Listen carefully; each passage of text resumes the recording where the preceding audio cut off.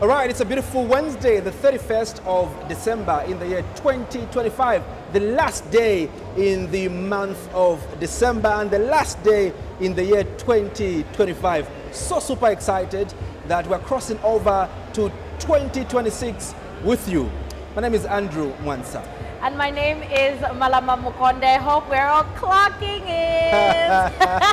Of course, of Malama course. has been saying clocking it for like weeks now. I Oh, yeah? learned it this year and I'm so excited. And by the way, you guys, 8. You are 8ing it. Oh, thanks a lot. Well, if you Thanks just a lot. allow me to introduce myself Oh yeah? first. Yeah? India Makamba Toto Patoto. Toto patoto We Buswanga. have made it. My name is Tapio. I was so excited for you to join us on this evening's show as we count down to 2026.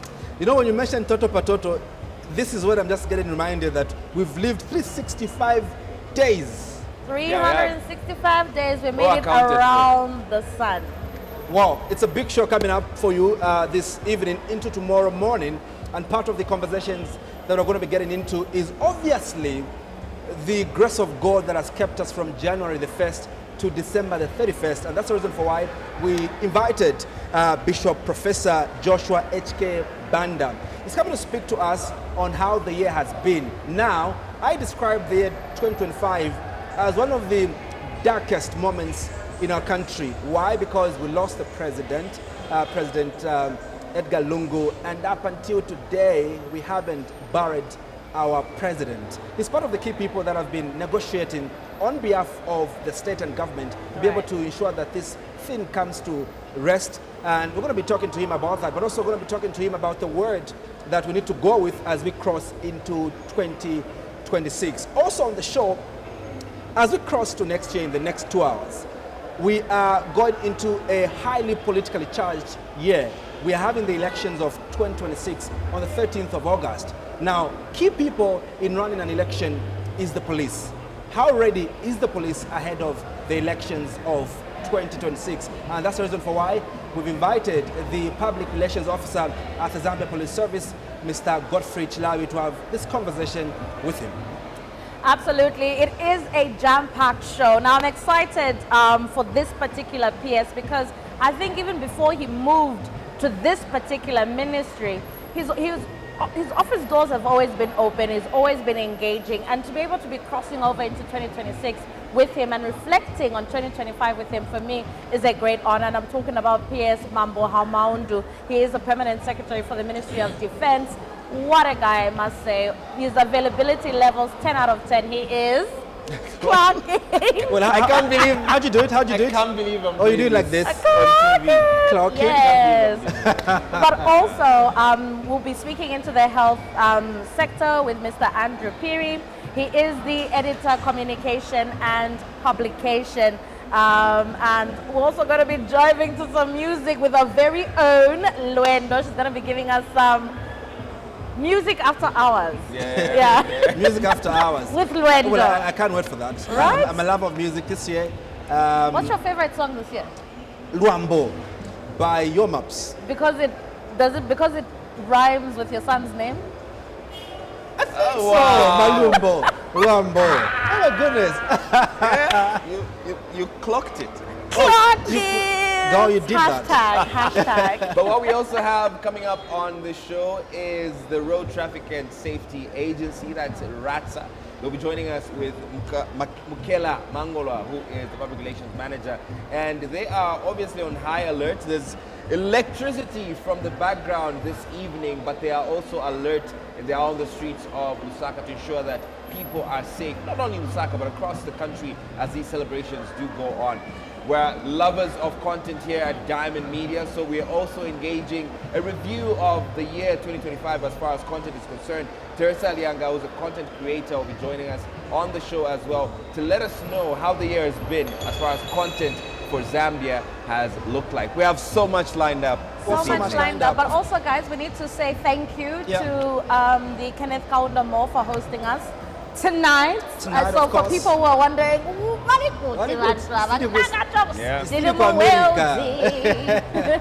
We're literally at the top. We're literally at the top. Of course, We're seeing at the everything top. that's happening. We're literally at the top, and obviously, like I mentioned, colleagues, that this year has been full of ups and downs. It's a mixture, it's a complex of everything. Laughter, joy, tears and everything. And I think part of the tears is how we lost the president. And like I mentioned in my introduction, that we haven't buried the president up until today. But also 6 months in. 6 months to 7 months in. Once we cross the 5th of January, it'll be 7 months.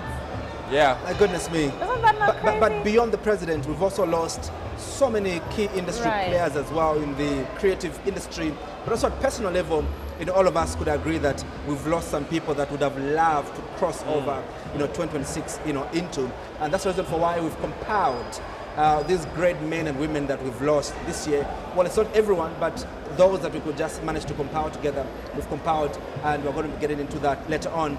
But you have to know how tomorrow is going to look like as you prepare how the first day of the year looks like. And so that's the reason for why we kickstart the show with the weather.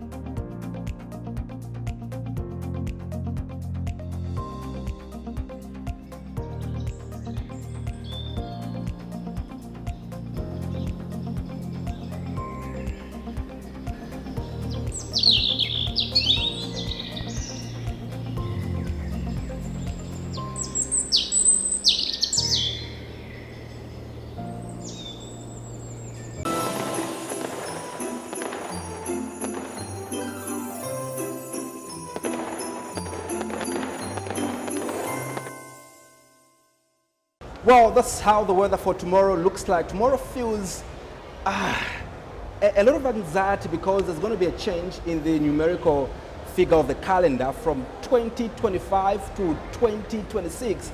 How does that feel? In the next 2 hours, obviously, we're going to be crossing over to 2026. And thank you so much for still staying with us. A number of things have happened this year from different ministries. And one of the ministries that we want to tackle is the Ministry of Defense. What are some of the strategies? What are some of the achievements? But also, what are some of the challenges the Ministry of Defense is facing or faced in 2024 and in 2025 rather, and what are the prospects for 2026, on to the fact that 2026 is an election year. Permanent Secretary from the Ministry of Defense, Mambo Hamaundu, is now joining us for the first interview to discuss the prospects for 2026 and how 2025 has been for himself, but also for the ministry. PS, good evening. Thank you so much for joining us. Thank you for inviting me as we wind down the year. It's actually good. It's a good opportunity to just interact with yourselves, the media, and of course have a conversation with the rest of the country on how the previous year or this year has been and how we hope to see the coming year. So it's good to be here.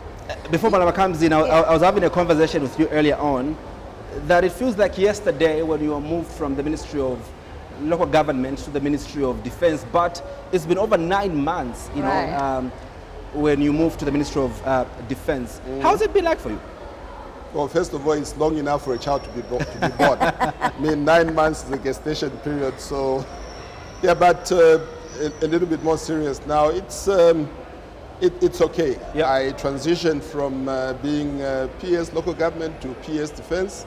But the bottom line is we are all in government, and I think you will note that as we're having a conversation with Malama, we'll probably touch some issues which may be related to local government, but are being executed by the Ministry of Defense. So it's a one government approach. So I've settled. I mean, 9 months. If I was employed by Diamond TV and I'm not settled in 9 months, I'll lose my job. You'll probably be a senior reporter. It's a similar thing. Or you take over Jonah's Yeah, job. so I've settled. I want to know, I mean, you know, with the defense, there's a lot of, or within the defense forces, there's a lot of protocol, you know, how you walk, how you what, all of that. Have you adopted to that, or, you know, how has that extension been to you? Because it must be unfamiliar territory, going from doing whatever to now following certain regulations. Well, Ministry of Defense is indeed an interesting ministry, and in that we have a component of civilian members of staff. Yeah. We also have the military. And you have to ensure that you understand both worlds. And my role as permanent secretary is to ensure that these two are seeing each other, speaking to one another, and driving towards the agenda of the country. Because at the end of the day, whether you're in uniform or a civilian, the objective is to save the country. And you know, when you come to protocols, the military is a disciplined group of people. Right.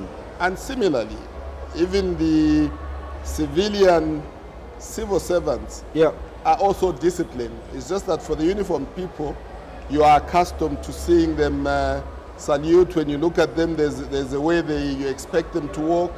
It's about our minds. But at the end of the day, what we are looking for as a ministry is to have officers who are disciplined, officers who are dedicated, officers who are committed to working for the public, because at the end of the day, all of us are public servants. Ours is to serve the public, Right. is to deliver for the public. That's why we wake up from home every day to report for work, whether in uniform, as in a combat, or indeed dressed the way I'm dressed. Yeah. My job is to deliver for the people. And that is the common denominator for all of us, whether you're Zambia Air Force, Zambia Army, National Service. You can even extend it to, you know, correctional services, police, etc. All of us is to work for the people of this country, and that's what we do every day. Well, thank you for your service. Yeah. You know, I'm curious to know, you are the permanent secretary, you are the CEO of the ministry. Are you allowed to wear combat as PS? No, not at all. The people who wear combat, they underwent some training. Ah. They had to go through training for them to put on that uniform. That's why they put it on with a lot of pride. For the people who are officers, they actually had to be commissioned by the president. The president has to sign a commissioning scroll to say, today, Mwansa, you are no longer a civilian. From today onwards, you are a second lieutenant.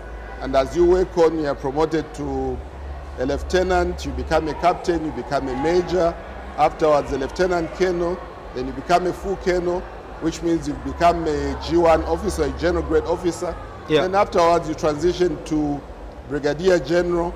Then afterwards, if the president puts his eye on you, you are appointed deputy commander, you're probably a major general.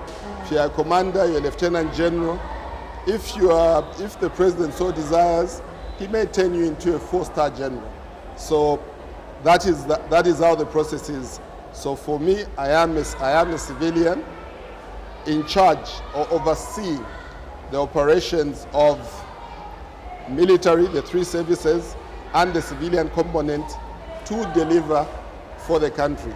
So uniform for me, it's a no. It's a no. I would actually be setting a wrong example if I'm found clad in military uniform, because You know what I was going to do? I was going to challenge. I've seen some PSAs where, I don't want to say this, but clad in some form of, my good friend, Tabo Kawana, sometimes I would see him in a hoodie that has some form of political message, you know what I mean? And I'm thinking to myself, is this right? Is this wrong?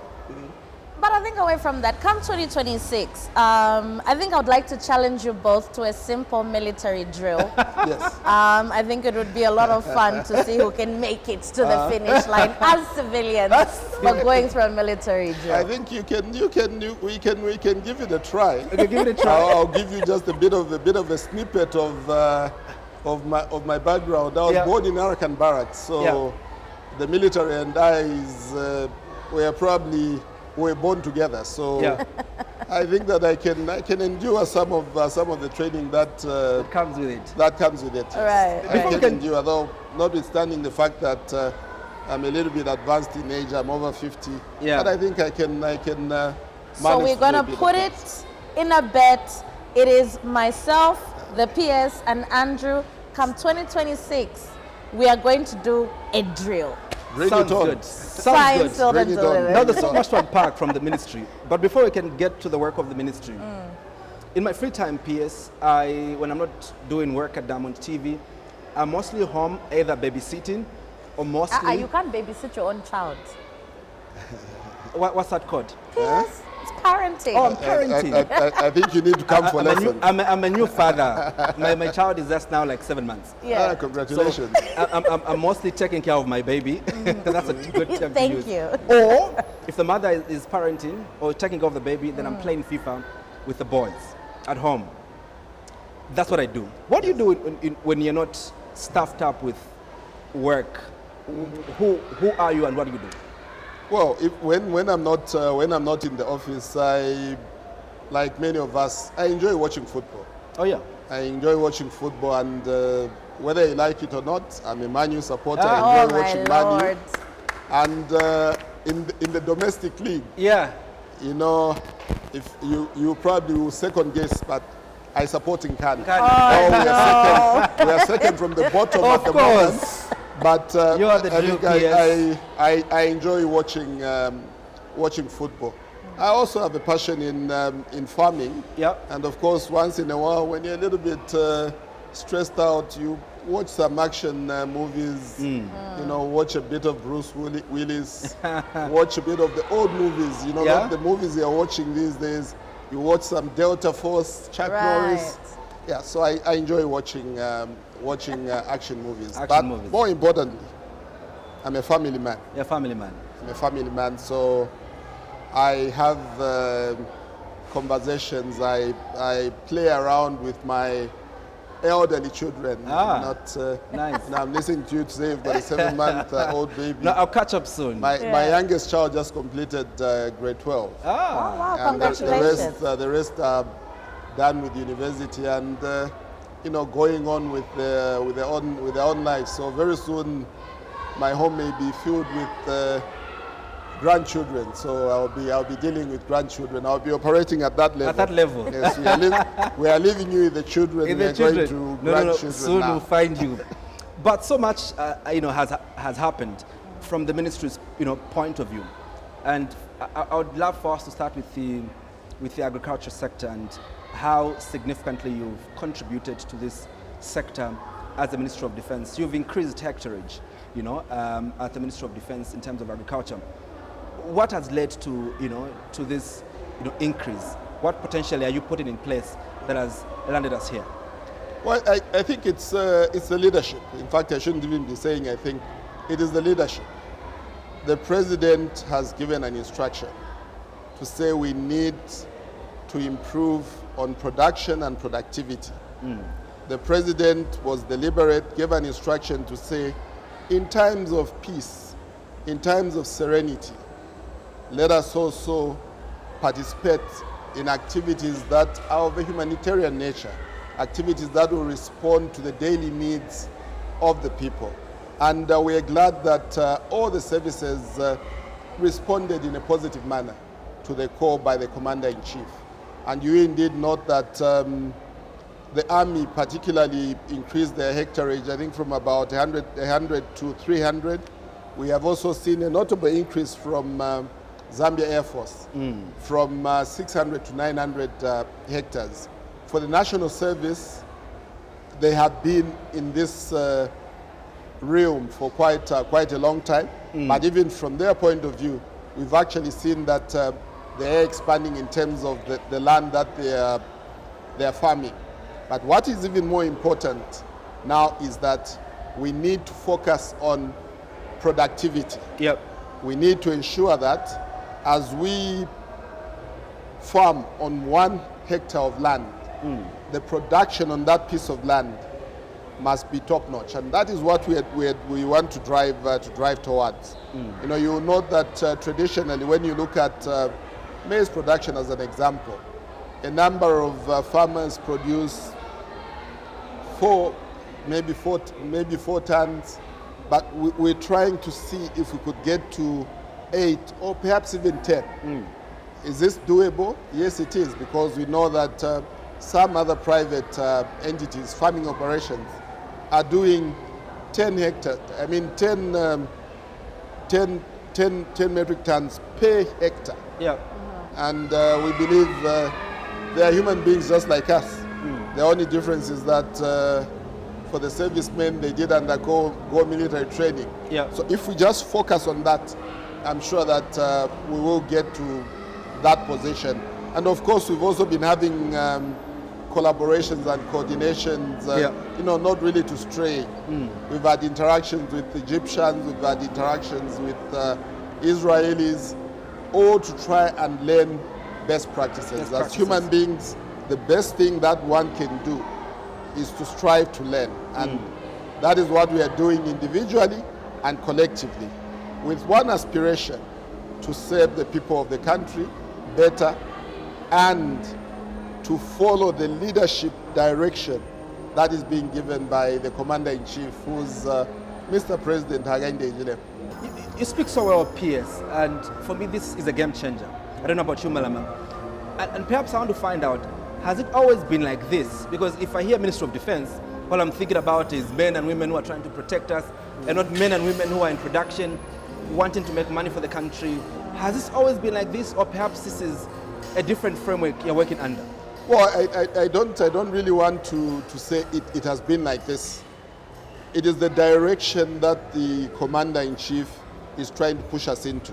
Yeah. Traditionally, the military, yes, indeed, is known for protecting the country, protecting our territorial integrity. Yeah. Right. But we are saying we can do beyond protecting our territorial integrity. How do we ensure that peace reigns within the country? By ensuring that there's sufficient food. And in times of peace, like I indicated, we can contribute towards food production. And that does not take away the aspect that the primary function still remains protecting the territorial integrity. That is the primary function, and it will continue to be. But we're also saying we can also participate to ensure that, you know, we respond to the needs of the time. Zambia generally has enjoyed peace. From independence to now, we've enjoyed peace, except for a few skirmishes here and there. But generally, when you look at Zambia, it has been a peaceful country, and we believe it will continue being a peaceful country because of the measures that we are really putting in place as government, and not just as government. It also speaks to our aspiration as the people. As the people generally, I would like to believe that we don't like to live in an environment which is violent. We enjoy peace. We may not say it, but as Zambians, we generally love peace. You know, if you were to ask a Zambian to pick between war and peace, they'll pick peace anytime. If you ask a Zambian to pick between violence and non-violence, they'll pick non-violence anytime. So this in itself shows you to say we have been designed, or we have created a culture amongst ourselves to say we need to be peaceful. I wish we could go on and on, PS, with you, but lastly, from tomorrow, the 1st of January, the country is going to be highly politically charged, obviously because we're going into an election.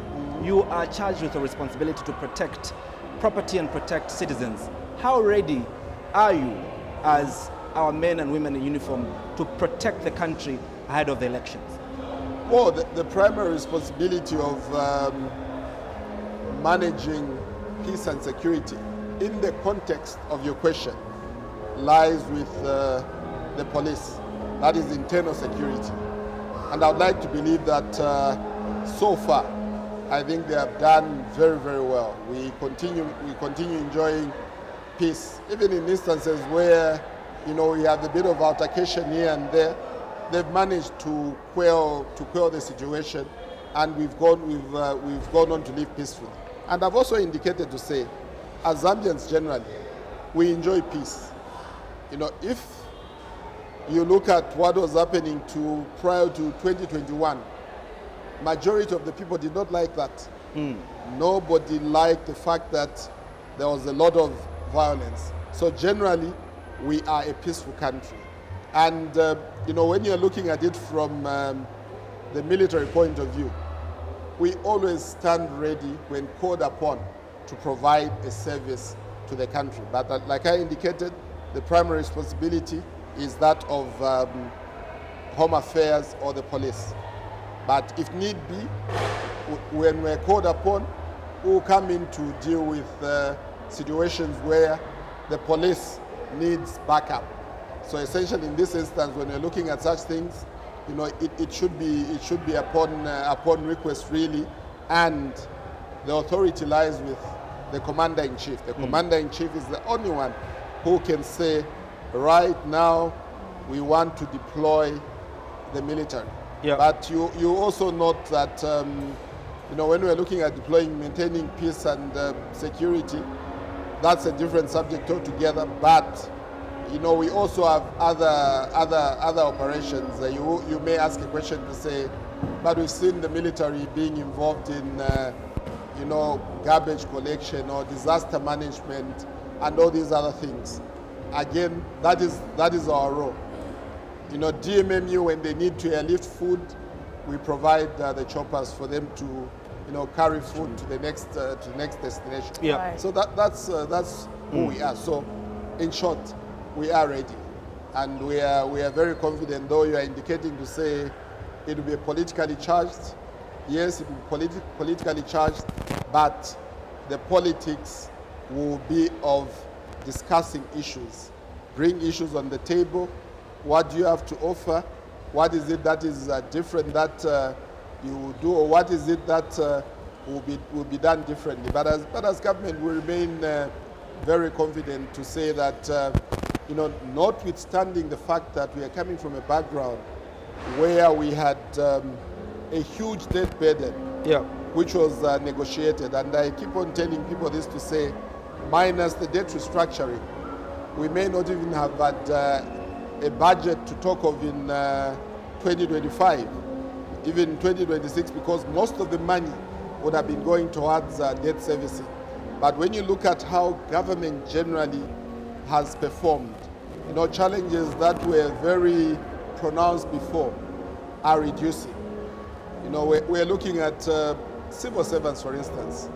Their salaries are paid on time. I think on the 23rd, 24th, most of the civil servants got their salaries. And sometimes when such things happen, we take things for granted. But it is because there is a leadership that is steering the country in a certain direction.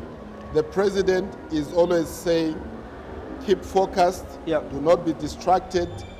The objective is to ensure that things are operating smoothly. To borrow his term, we must be methodical. And that is what government has been doing.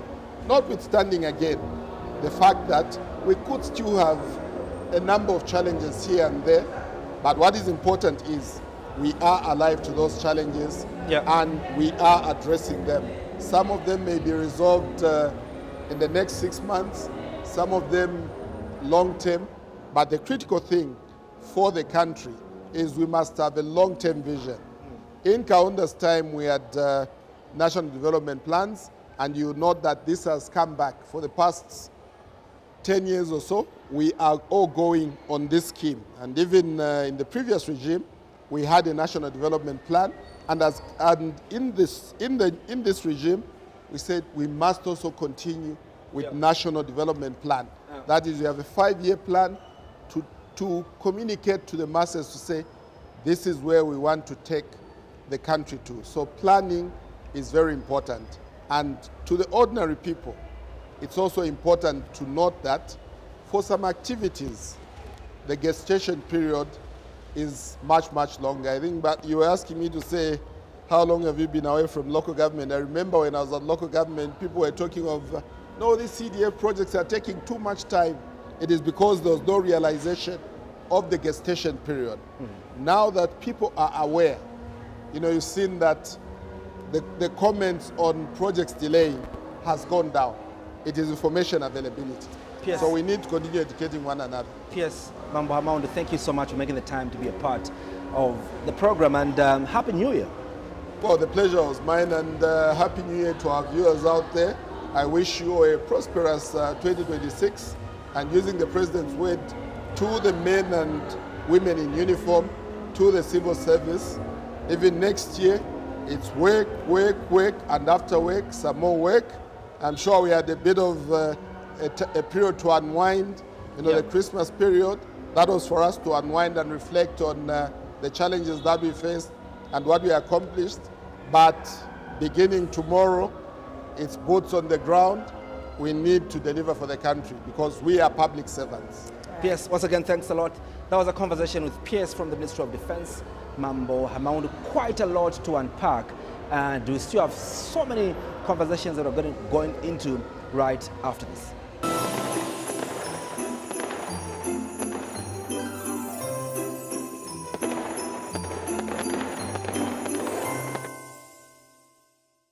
Welcome back. You are watching the 2025 Countdown Show here on Diamond TV. As we count down to the new year, we continue to have more conversations with our guests this evening. Now, joining us is Mukela Mangolwa. He is the Public Relations Officer of the RTSA, and we want to reflect on how the year has been from their side of things. I know because a lot of motorists hate to see Ratsa coming, but it's always good to have him on the show. We've had you on a lot of occasions this year on the Diamond Breakfast. We're so glad that you're able to close the year off with us. How are you doing this evening? Thank you very much. Thank you for having me on your show tonight. Excited that you're here, but I've always been curious. For those that work for RTSA, has anyone ever been caught drinking and driving? Any of those situations? Your own people. Right? Has that ever happened at RTSA? Not really drink driving. I think me for one, I've had issues with the police, but not for drink driving, obviously, but for things ticket. like normally you forget to renew your road tax. Right. Maybe you forget your driver's license is expired, and when you present your license only to find it's expired. I think it's that kind of thing where you know no one's going to ask you, and you get relaxed and you don't check your license. Yeah. But for people, that's why we always calling on people to make sure they check their documents all the time. You check your road taxes up to date. You check your insurance and things like that. Right. Yeah. Let's reflect on 2025. How has it been for RTSA? I can only imagine in terms of road management and, of course, road safety. The year has been rough.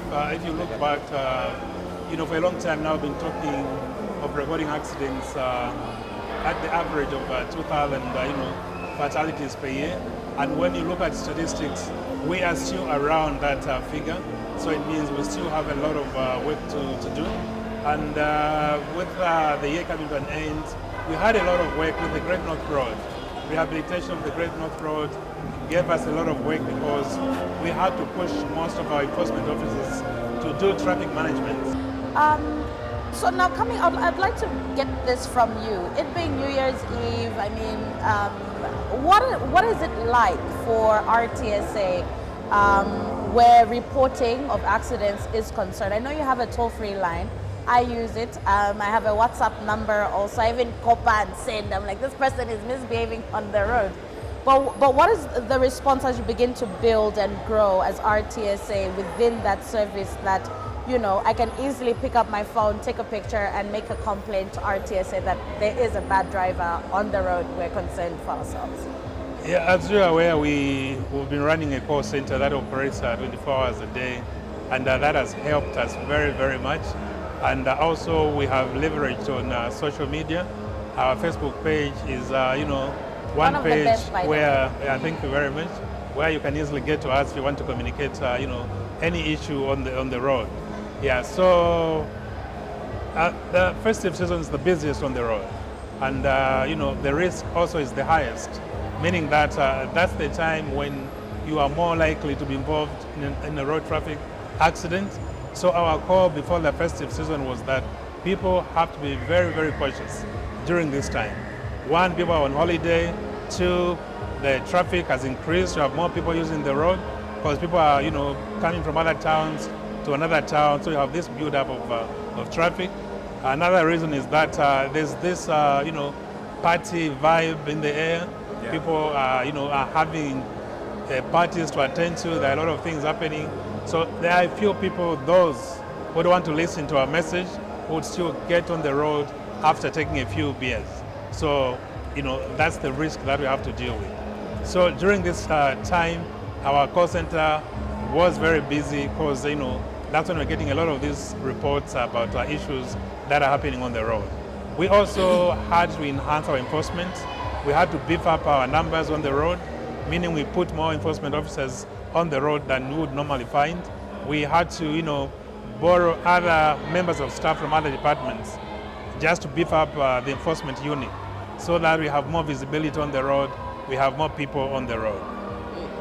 Now, one of the things that I will stay with me for this year is having witnessed a road traffic accident just a couple of weeks ago. And what I noticed, or what I saw happen, was a family was involved. There was a baby on board when this happened. I want to ask you being the frontline people who are witnessing these every other day, every other week, what does it really mean when you speak of road safety? I mean, there's one thing about people just hearing you talk about road safety, but you experiencing it and seeing it firsthand is a completely different thing. What has been your experience with seeing some of these terrible road traffic accidents and how they really affect people? Yeah. That's why, as an agency, every November we hold a Remembrance Day. That's a day when we all come together just to, give time for us and people to, give a thought, spare a thought for those who have died on the roads, for those who've been maimed as a result of road traffic accidents. I mean, it's terrible. The trauma is huge, and when you listen, not just about seeing the actual victims or seeing people who've lost their lives, going to an accident scene, but even, after some time, you attend these functions, you have people testify, tell their stories, what happened, how they, ended up in a wheelchair. It's really so traumatizing. So, that's why we have all these campaigns. So we're running a campaign on the use of seatbelt because, again, this is another element where we see that a lot of our road users don't really comply. People don't know the importance of using a seatbelt, and sometimes you'd find that, if there are parents on a car, they would be using seatbelts, but they have toddlers, they have kids on the back seats, and these are jumping around, no child car seats, no seatbelts. So this is the information we want to, get across. These seatbelts are very important. They can help save someone in case of an accident. So apart from that campaign, we also just introduced I Pledge campaign, where we want you and me to pledge, to commit ourselves that we are going to ensure that we don't drive at excessive speed, we don't drink and drive, we don't use the phone, all those issues which we think, contribute to road traffic accidents. It has to start with us. Every individual has to make a contribution. During the Road Safety Week in December, we had a theme which said, be the reason why everyone gets back home safely. What that basically means is that what you're going to do on the road, how you're going to behave on the road, might contribute to ensure that someone gets back home. Every single little mistake you make on the road might result in someone not getting back home. Not just you, but another person on the road. I have only one request for 2026, and that is if we can see an SI for car seats. And I think it's very important that we encourage child safety also on the roads, because I've noticed mothers want to sit in the front seat with their children next to their husbands. You see this man every day. You can sit in the back with your child, but that is not the case. So my only request to RTSA for 2026 is that we have an SI that makes it mandatory for any person with a child that owns a car to have a car seat in the motor vehicle. Yeah. The laws are there. The laws are there to cover that. But sometimes, again, I think the enforcement is a little bit relaxed. So we've been doing a lot of education on the topic. So now it's up to us to ensure that now we move from education now to enforcement. Right. We think, we've talked about the seatbelt long enough.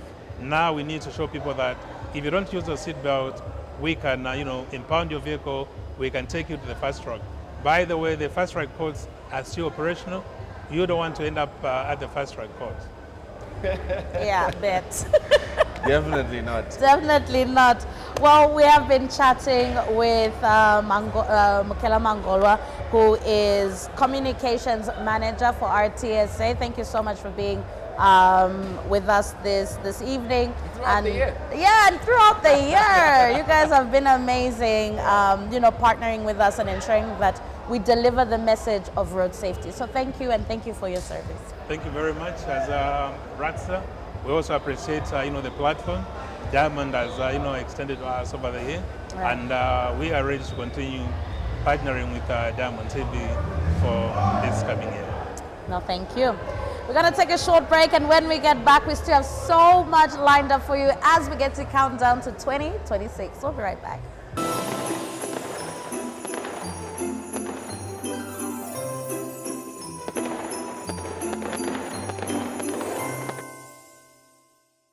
You're still watching the 2025 Countdown Show. We are here at Long Acres Mall, where we are counting down to 2026. We're excited to show you all the good things that have happened throughout the year.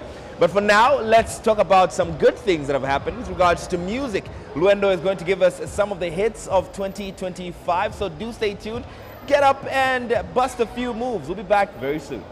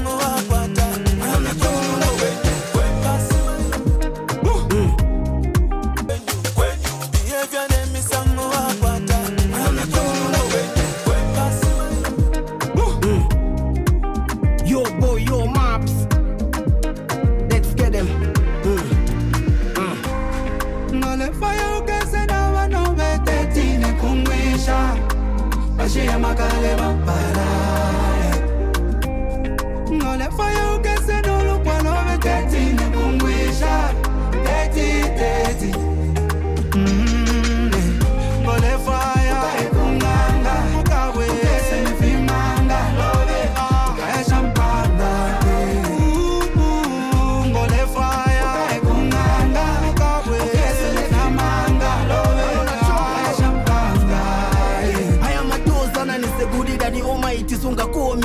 you want it on us paka ukote tawakanse shenolo myala ushombe ofonchulilo wishing anga fyali fyobe you don't know my story suwenze komu struggle teka chililo kamveda didi mukwando sunga nitipe fefa ibwera tapo shaba selfish shero nilipe kaso family marriage ntito vonse super niliapi sinima kearinga pa maruma nina batwila kuwina ndine pusha today's best friend ni chuda mu future ngaufuna kwenda kansindi no jumpa una pesa tina chinja washuka hapa levo ni mabwana mkubwa kadeza chedi mashahida na muzumba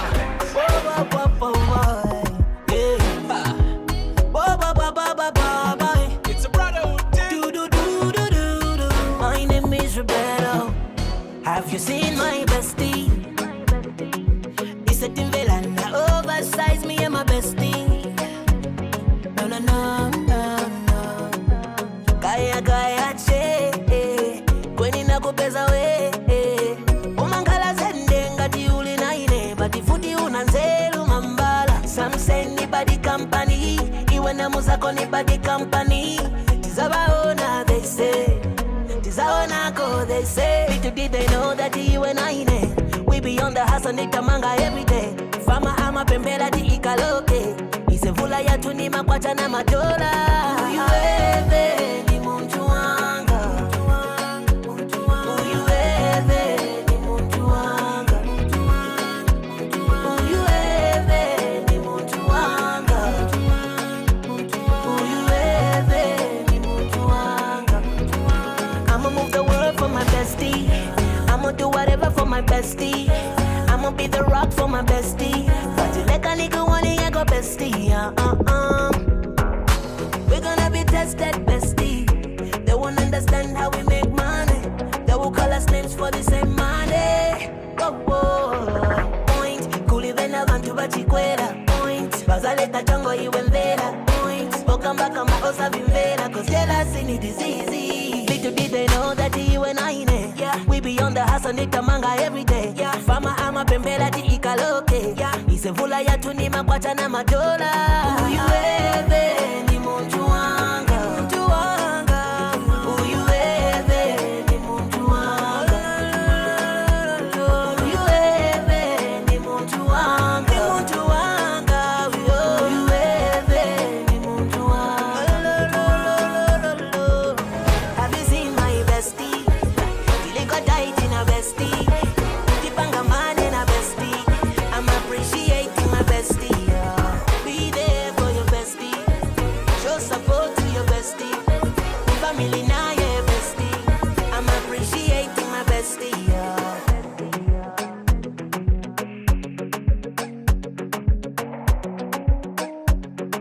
I told you, man.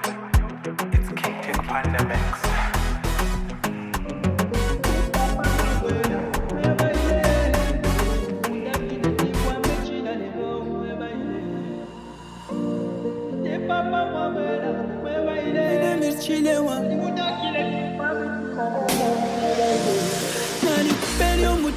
You took it for granted anyway. No matter the love I gave you, couldn't appreciate anyway. Wale fire wa majina, pasa mbili na madola. Na kwete fyo mutima, na nikupa pete Fatima. Maneno ni fishi pyawama, fwema kuchawama. Fwema suni nwetwawama, shani. Ya, lero ni fishi pyawama, fwema kuchawama. Fwema suni nwetwawama, shani. Ya.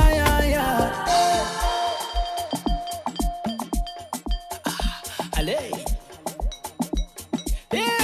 Ni icon mustik. Shuma musana, shuma chiboko shuma musana.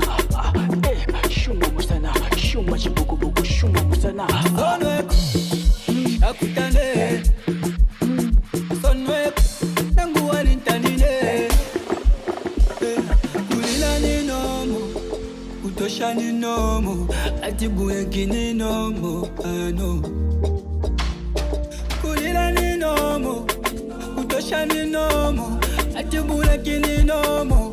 Boko wajile jamona po watambile kusapato kukwantela no kona shikomu toto shida shali mingala toko mishilo tabeto kuwa singo te papa mwabwela webaile ali mudaki nesiwambe chila lelo mwebaile te papa mwabwela mwebaile ali mudaki nesiwambe chila lelo mwebaile nani kupeli umutima wandi you took it for granted anyway no matter the love I gave you couldn't appreciate anyway wale fire bamajila wasambili na madola na kwete fyo mutima nalikupa pete patima maneno ni fishi tawama wewa kuchawama wewa suni nwetwawama shani ya lero ni fishi tawama wewa kuchawama wewa suni nwetwawama shani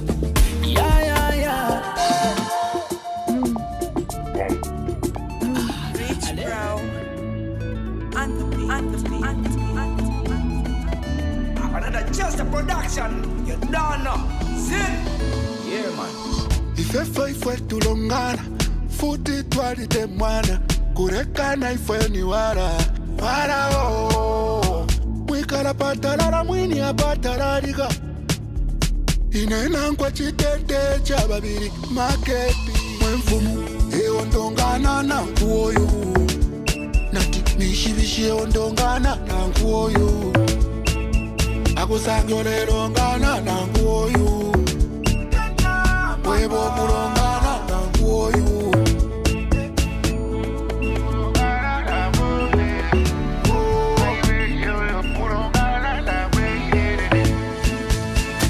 bambi balinwane chilongane longane konseba ya mpaka fye balongane nabazana balibonze baga balongane nango kwabele baga fye balongane abakuchenjela waikati shobe wapwarala balongana nobe imagine you obe balongana na ebe izakwiriza wanganeka una kuno eondongana na nkuoyo natire ondongana na nkuoyo erunga kusanjolelongana na nkuoyo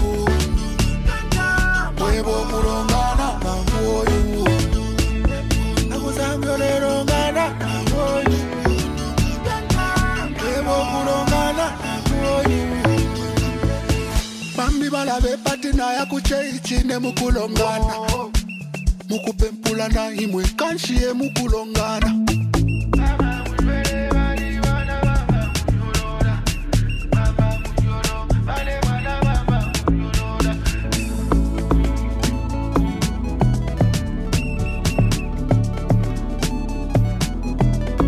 iwe isakuno niwolongana na ngoyo kanshiniwe ulongana na nkoyo etwakani naine ukulongana na nkoyo kanshiniwe ulongana na nkoyo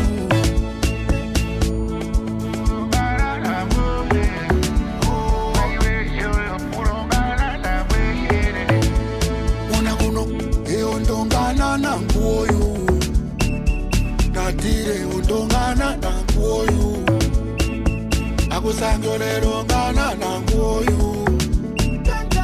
webo kulongana na nkuoyo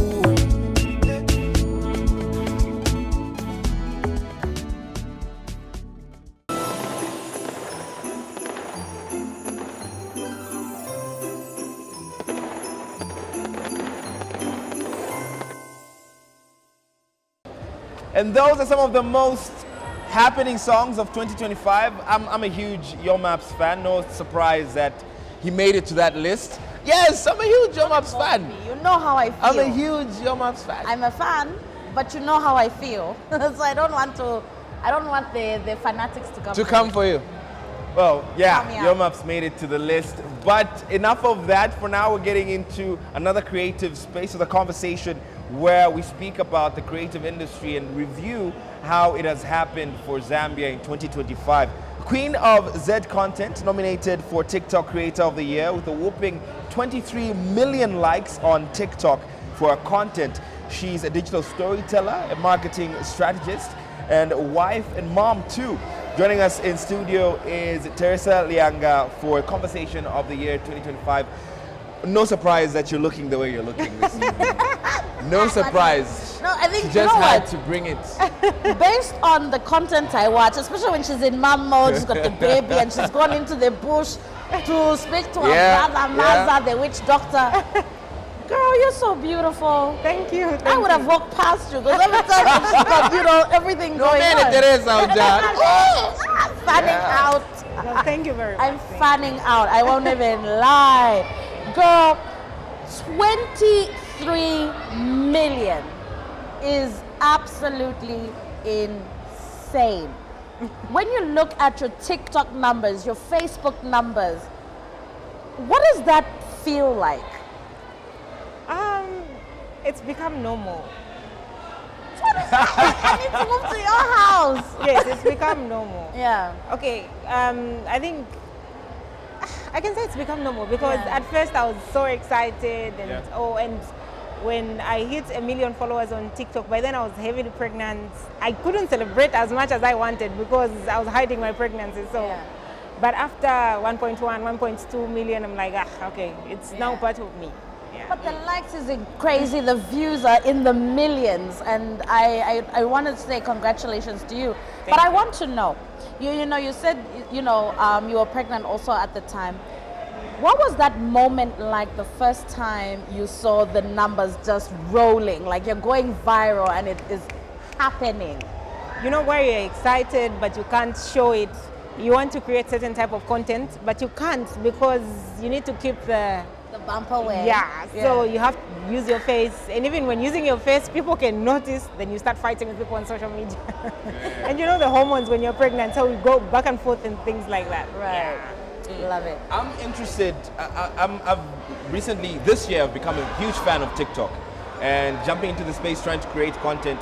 I want to understand what your thought process has been like for you to create unique content, because I've understood one thing is what makes you stand out, especially on TikTok, is how unique your content is. How did you find your space, your niche for content? Okay, I'm one person who is not comfortable. I always feel like I need more. I need more. So every time, every situation, I get an idea of it. And I feel like that's what has really helped me. And maybe understanding TikTok for some time, because I joined TikTok 2020, and I would see how people would revolve and they would do one and the same thing, and I'm like, okay, if you do one and the same thing, it would be nice, maybe a few weeks, and then later people become bored. Right. And I wouldn't want people to become bored. Yes, sometimes it becomes boring because we run out of ideas, but I'm like, okay, I need to find means and ways to create different content. So I just make it a thing where every situation I come out with content. Is it largely a try and error? Like you just try something, it works. If it doesn't work, you put it aside. Is that how you work as a content creator? I can say it is, but mostly I plan. So even as I'm trying out, I plan. I have to make sure what I'm putting out, is it funny to me? I'm a very difficult person to make. I rarely laugh at content. So I have to make, is it funny? Like, can I laugh? So you are your own content measure. Yes. If you're kicking, then you know it's good. If you're not kicking, then I'm just posting for the sake of, but I know it won't go anywhere. Have you had a moment where what you thought was funny didn't hit, and then the one where you're like, post it, is the one now that... Always. Really? That's what happens. I think most of content creators, it's like that. You find that, okay, because there's even a video I did in the morning.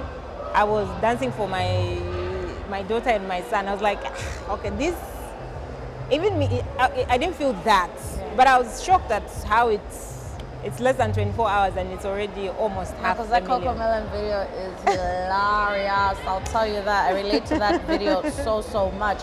But I want to talk also just about the hardships or the dark side to content creation, because I think people just see the glitz, the glam, the views, and people think you are rolling and swimming in money. But what is the dark side that you have come to learn about, being a content creator and being in that limelight? Things get hard. And sometimes, I don't know if I can say it's the devil, like you find that things are hard, and then even the backlash that is coming from online, like you have people that are attacking you from nowhere and things like that. So things get hard at a certain point, and it's not always money. People, and like in our country, we're not monetized, so people see a lot of views, more money. It's not like that.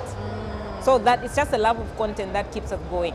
Right. And if you don't love this, you stop along the way. And how do you deal with those dark comments? You know, people maybe that will say bad things about you, your children. Like, it must be, I'll tell you this, being on TV, sometimes I want to fight everybody. And then I remember, I'm like, you know what, these people are not even worth it. I don't even know who they are. Yeah. And I'll keep it pushing. But what is it like for you? How do you begin to adopt and just say, you know what, it's for my mental health, I'll put myself first, and so on and so forth, so that you don't fall into the darkness? Okay, so mostly I can say the biggest support is my husband, because he's a calm person. So I'll find a comment, then I'll be like, look, this comment, and I'll be typing, they'll be like, no, leave it. Do you know this person? I don't know this person. Does this person know you? You know, Right. like, no. Why are you here? Are you watching? This person says you are. No. So why? Just leave it. There are people who are like that. It only becomes a problem if 90% of the people are saying bad things. That's why the problem is. But if it's 1 out of 10, don't worry about it. So that's how I've managed to grow. Yeah. Now, as we close our conversation, when you look back at 2025, you look at all the good times, the bad times, the content, what are you most grateful for you as a creator, but even the industry of content creators in the country? I think I'm grateful for especially the companies that have stayed with me, because there are some companies that, like, after, you know, when you're pregnant, so I was hiding the pregnancy, so the work wasn't that much. But there are some companies that were like, okay, we want to keep this person. I'm grateful to those companies because it's not easy. Right. Yeah, I think Is that's my content most. creation your sole job? Yes, I'm a teacher by profession, but Yeah. I abandoned that. You're like, the checks are good. The checks are good. Yeah, yeah. Okay, I love that. But also, you know, speaking into, I mean, you were nominated for a Portia. What is it like also to know that people are watching you and they're putting your name forward because they believe that you are deserving of an award? I appreciate that at least people are appreciating my content. At least I know I'm doing something right. Yes, being a nominee it's a win. It's just that we all can't win. Being there and in one category I was the only female, it's a win for me. Yes. I have a special request for 2026. Okay. Please include me in one of your skits. That's all I want. Most definitely. You're welcome. Maybe I can be like them. We're ready. I'm ready. Yeah. And also a tip for those who want to get into content creation like Tapiwa. What tip would you give someone? You need to love what you do. You don't do it for, if you are entering content creation to trend or for the numbers or the hunger of having money, you will be frustrated, you'll be depressed. Like, things will not work your way. You have to have fun. Content creation is about having fun. If you have fun, it works out. The consistency though. Yeah. That's the tricky part. I've been doing it for 5 years. No, well done to you. Yeah. Well, Teresa, thank you so much for making the time to join us this evening, and Happy New Year. Thank you. Happy New Year to you too. Happy New Year. That's our conversation around content creation and reviewing the 2025 content for the year. We'll take a break. We'll be back with more conversations as we count down to 2026.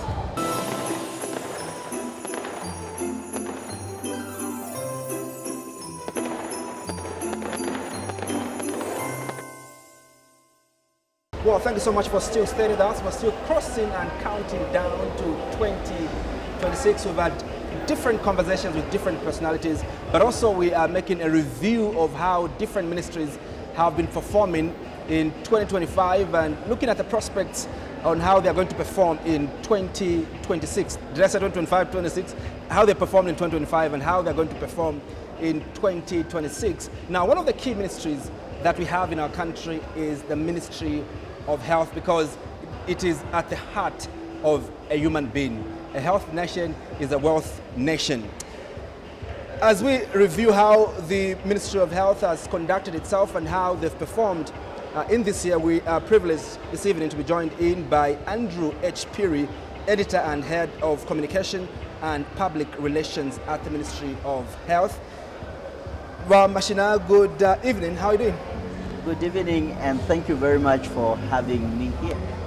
Well, before we can get down to the nitty-gritties of the performance of your ministry, how would you describe 2025 at a personal level?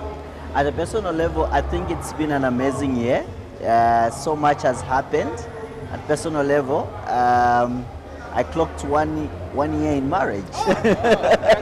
Congratulations. Yes, celebrating. Yes, indeed. Thank you. Yeah. So a lot has happened, and in terms of career progression, just reading, studying how the health sector is evolving, and generally the happenings in the health sector. Yes. Yeah. Well, let's talk about how the health sector has evolved, the last 12 months as you cross to 2026. How would you describe how the health sector has performed insofar as we are concerned? Well, I think in the health sector there's something to brag about. If you talk about Ministry of Health, it's about health services. It's about making sure people are healthy and productive. Actually, that's our mission. And so there are key determinants that we use, or yardsticks, to measure how successful a year is, like 2025. And one of the key highlights is in relation to maternal and child health or reproductive health related issues. You agree with me that a few years ago, maternal health used to be a public health emergency or public health issue of concern. But with the president actually prioritizing that as an area of focus, then this particular year, we are seeing actually the dividends in terms of statistics. If you look at how we have performed, for instance, in terms of maternal mortality, in terms of deaths related to maternal related issues, we opened the year with 252 deaths. That is per 100,000 live births. But this time around, we're at 187. And that is worth clapping for if you were to ask me. Yeah. And at the same time, there's been a lot of effort in trying to tackle child-related illnesses, diseases. So immunization has been expanded. Stunted growth also has been decisively dealt with. And I can also tell you that we have reduced stunted growth from 35% to 32%. So this is the progress that we have actually recorded in the health sector. In terms of drug availability, when you go to facilities, I think that is one key yardstick that you measure if a health system is working. As at now, we're talking about essential medicine, for instance, and we're seeing 85% drug availability in most health facilities. So this is a huge achievement in the health sector, because we know that medicines and medical supplies are readily available to help with case management in health facilities. Now, it's largely commendable, some of the things you've achieved in the sector, and you continue to grow in that respect.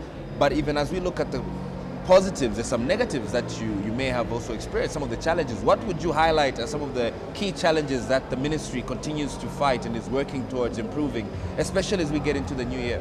Yeah, so non-communicable diseases are actually on the rise generally. And when you talk about non-communicable diseases, you know what, we always talk about communicable diseases like cholera. So if you have it and we are in contact, I can easily get it. But how about those diseases that are non-communicable, that just come through, lifestyle and whatever we are doing? Then also issues to do with mental health. those are issues that we are grappling with, and we're seeing a rise in people who are struggling in that particular area. And looking at 2026, obviously, it's an investment in that regard. Then in terms of drug availability, remember that there's an increase in the 2026 budgetary allocation. We used to be above 4 billion in 2025, but in 2026 actually it's increased to above 6 billion. So all that is trying to address some of these key challenges in the health sector, especially as regards drug availability and the like.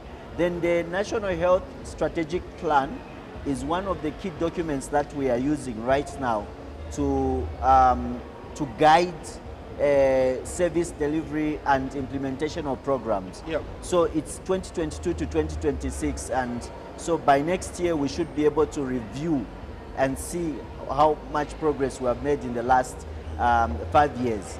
Then also in terms of partnerships with other cooperating partners and a multidisciplinary or multi-sectoral approach to deal with all these other challenges has actually been enhanced in 2025, and going into 2026, that's what is going to be strengthened. Yeah. Well, it's good you're mentioning the strides you've made, in this year. But we received one of the biggest screaming headlines in 2025 when USAID pulled out funding for Zambia in the health sector. How has this impacted our health system going into next year? Yeah, so you discover that generally the ministry relies on cooperating partners, and that's why the buzzword this particular year has been domestic financing. How do we build capacity? And that's the more reason why you have seen an increase in allocation in the 2026 budget regarding medicines and medical supplies. So 2025 has not been an easy year because of what you have referred to. But look, from the president, the minister, everyone has actually been running around to make sure that this issue is addressed. And thankfully, I can actually confirm with you that during the annual consultative meeting with cooperating partners, the permanent secretary who was representing the Minister of Health did announce that 2.8 billion in direct budget support for 2026 was coming from these cooperating partners, which is actually very huge in terms of helping deal with some of the challenges that we have faced this particular year. Yeah. Yeah. I think even as we conclude, Tapiwa, also one of the things that you've highlighted is the fact that we've done so well in terms of keeping the threshold of the WHO when you speak about drug availability in public health facilities. How are we ensuring that even as we go into next year, we are going to maintain the drug availability at over 70%? Yeah, so the allocation, actually I've spoken to the allocation, which has increased in terms of drug availability, but also remember that the health sector is very critical. At the moment we are above 10% budgetary allocation, and the government, the ministry is pushing to get to the 15% allocation of the entire budget. 15% should go to the health sector. That is according to the Abuja Declaration. So that is what we are striving for at the moment, and working with cooperating partners, definitely we should be able to maintain the above 85%, because as at now, in terms of essential medicine, we are above 85%. So getting into 2026 is to maintain as well as improve that aspect. Well, Andrew, thank you so much for making the time to be with us on New Year. And I must make mention that Happy New Year. In the next few hours, we're crossing over into New Year. I'm so grateful to have me, and Happy New Year too. Well, that's our conversation with Andrew H. Puri from the Ministry of Health. Obviously, we're looking at how the ministry has performed in 2025 and looking at the prospects of 2026. Stick around for more.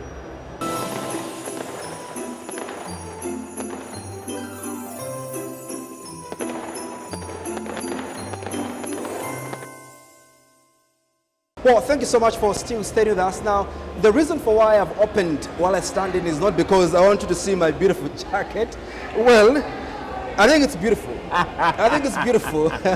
But the reason for why I'm standing is because in the army, ask Malama, Sunga ponde, njwangala pants. You can only ponder when you're standing.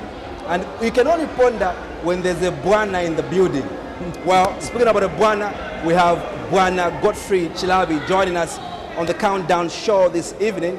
He is the Public Relations Officer from the Zambia Police Service. We're going to have a conversation with him regarding how the police has undertaken its work in 2025 and how it will undertake a mammoth of work as we go into 2026. Now, 2026 is very crucial because the country is going into an election. How prepared is the Zambia Police Service for the elections of 2026?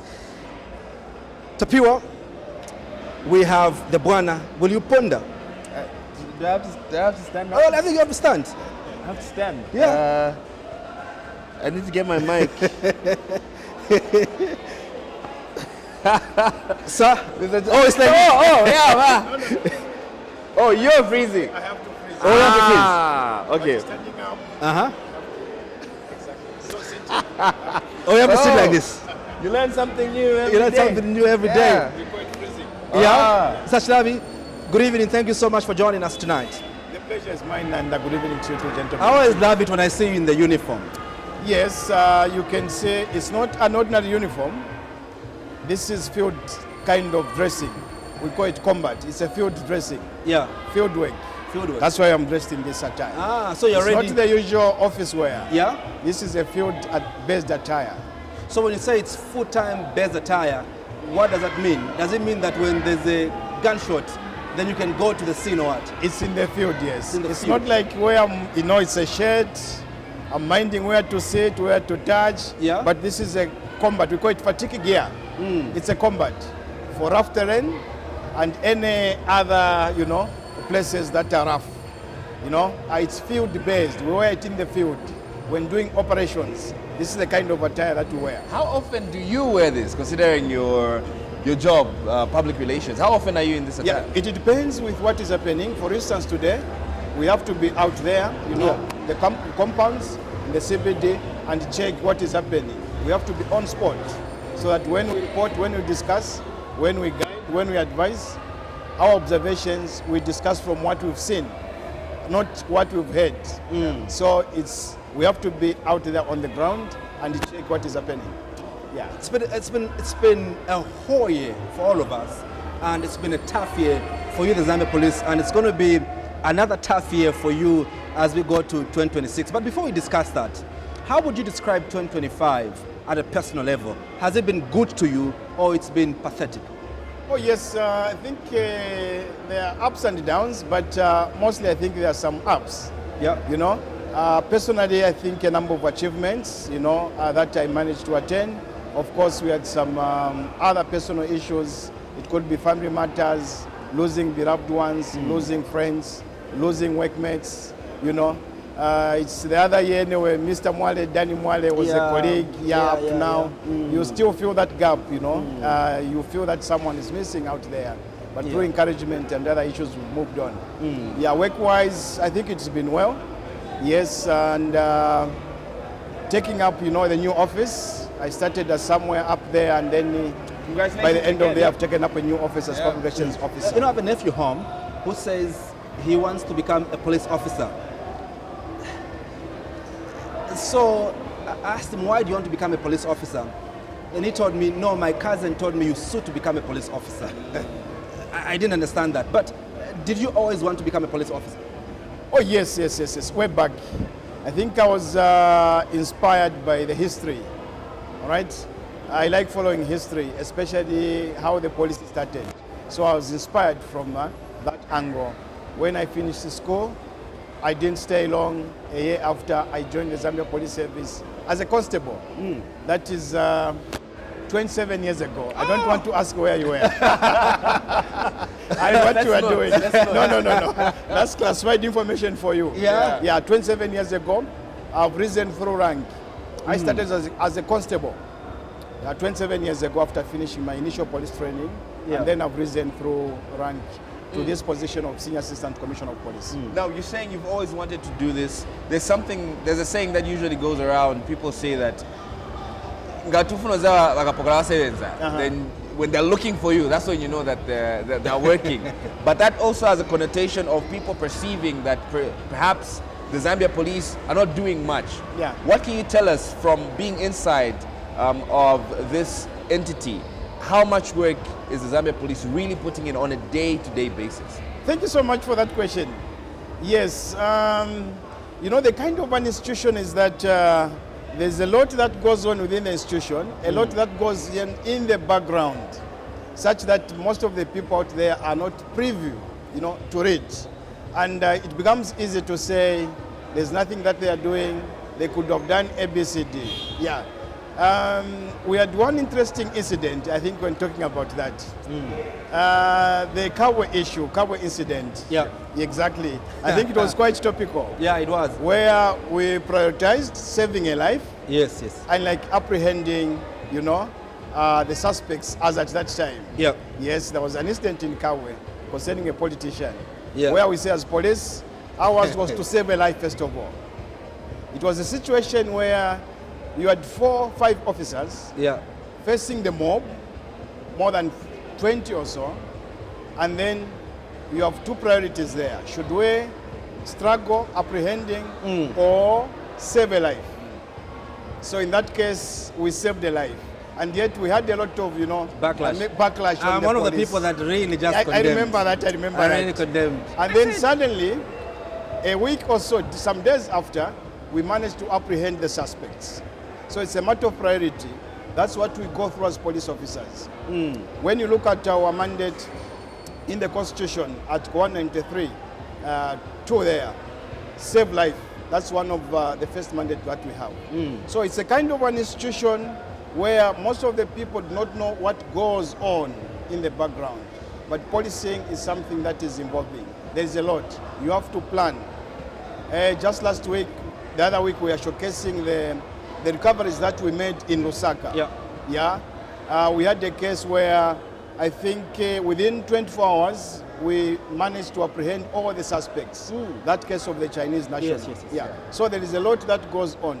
Now, what we do as police is we do have what we call police open days, so that we showcase what we do in order to make members of the public understand what goes on. Exactly. We look at citizen population ratio. One police officer, we are barely 25,000 as police officers in Zambia against a population of almost 20 million.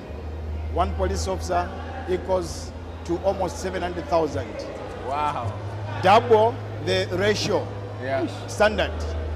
So we operate under such circumstances and be able to manage. So we try by all means to make you out there understand what goes on in the background.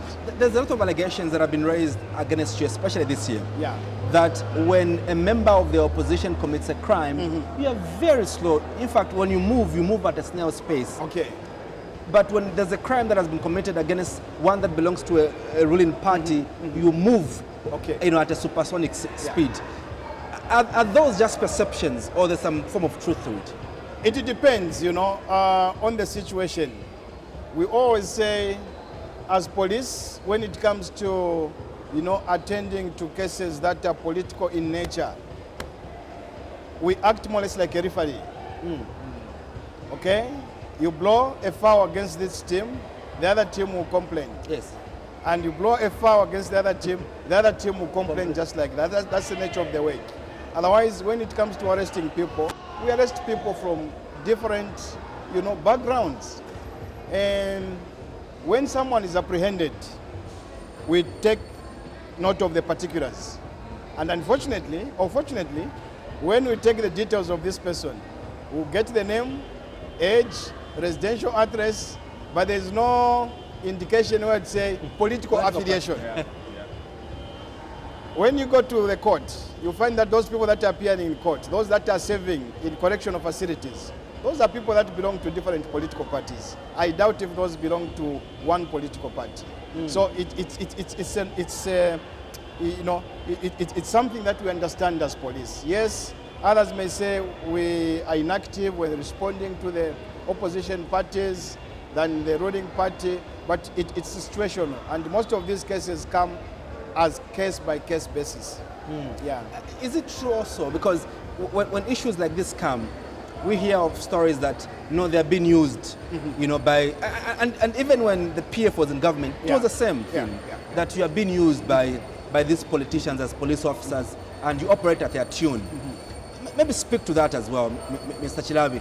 Do you get any instructions from any political officer?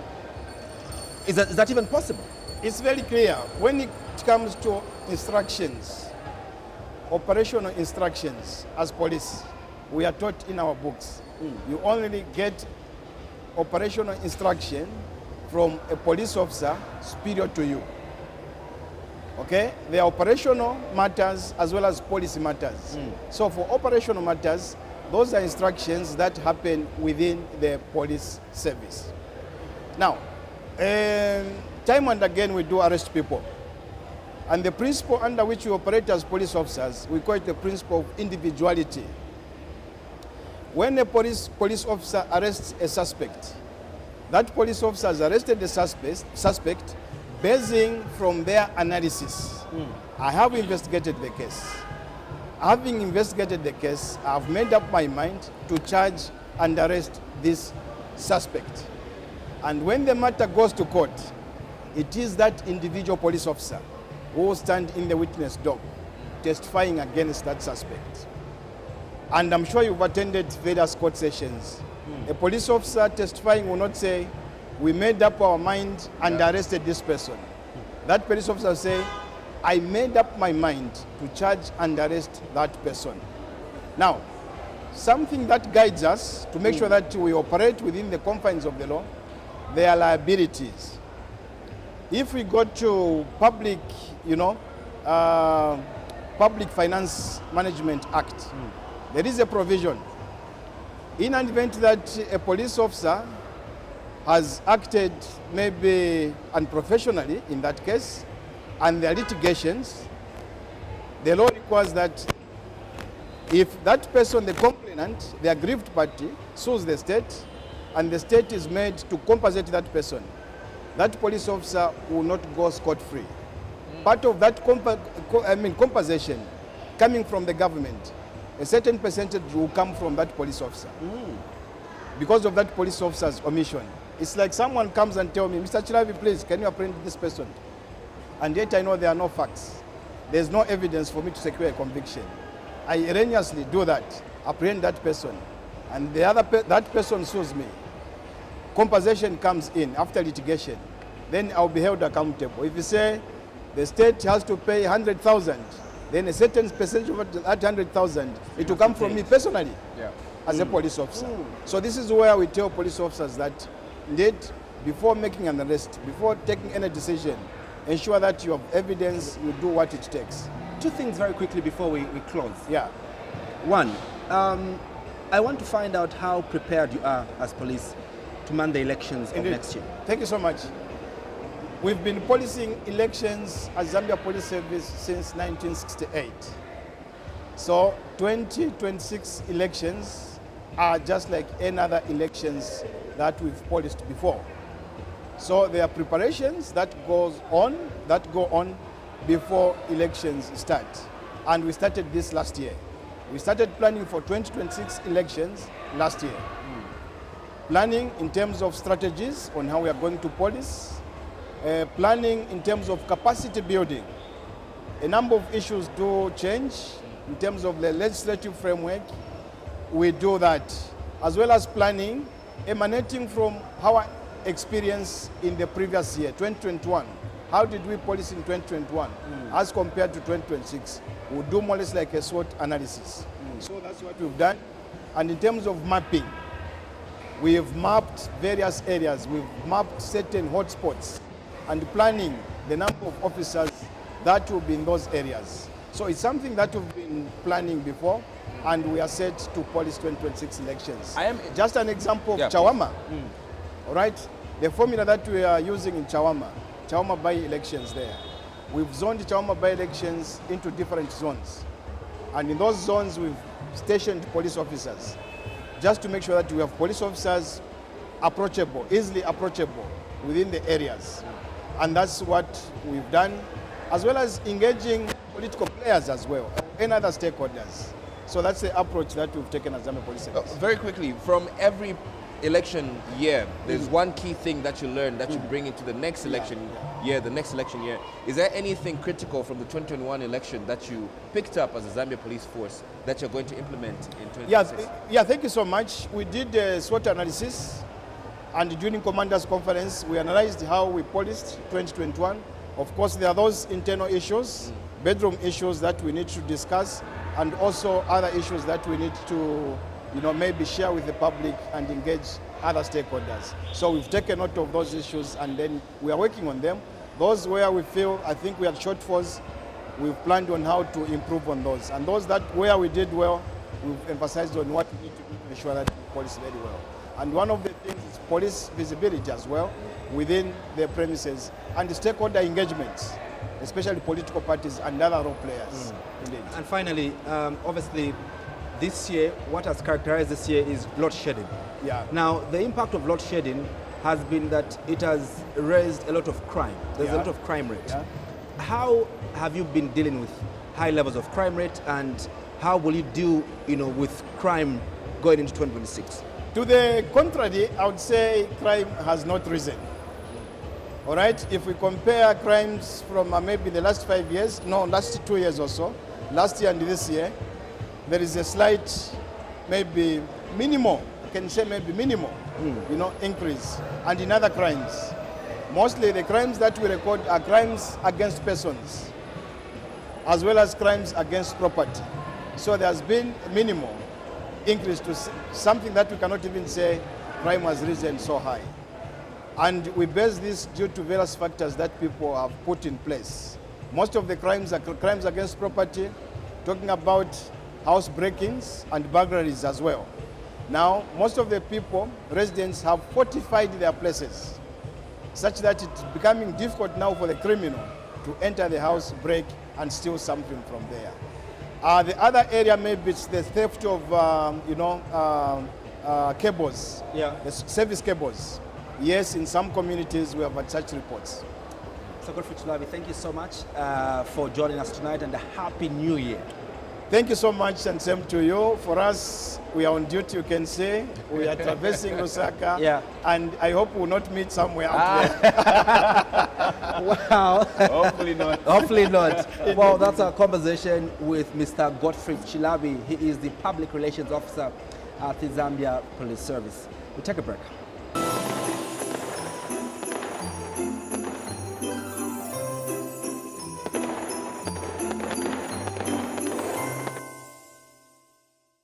Well, thank you so much for still staying with us. In a matter of minutes, we'll be crossing over to 2026. Now, reflecting back in 2025, it's been a mix of emotions, sadness, joy, and everything in between. But also, I think 2025 has been the darkest year, for our country, because we lost the 60th Republican president. Besides that, we've lost so many, great lives, both at personal level, but also at national level. Here is some of the lives that went to be with our Lord.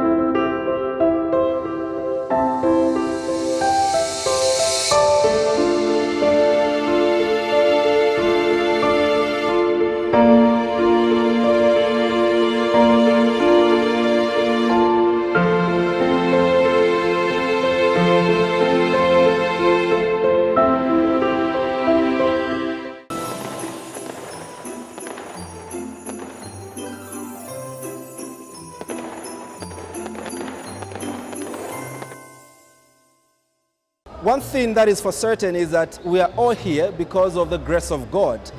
If not for God, some of us will not be alive. If anything, if you're watching this show, it's because the grace of God is still upon you. And that's the reason for why we want to end on a high note with some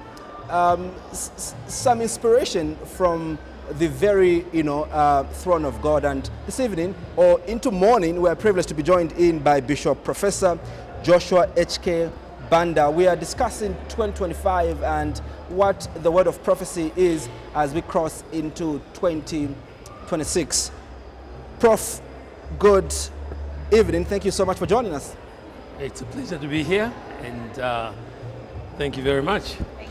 Should we say Merry Christmas and Happy New Year, because in a matter of minutes we'll be crossing over to the next year. Exactly. That is the way to go into this new year, is to wish each one that is watching and everyone that is joining us now a very Merry Christmas and indeed a prosperous new year.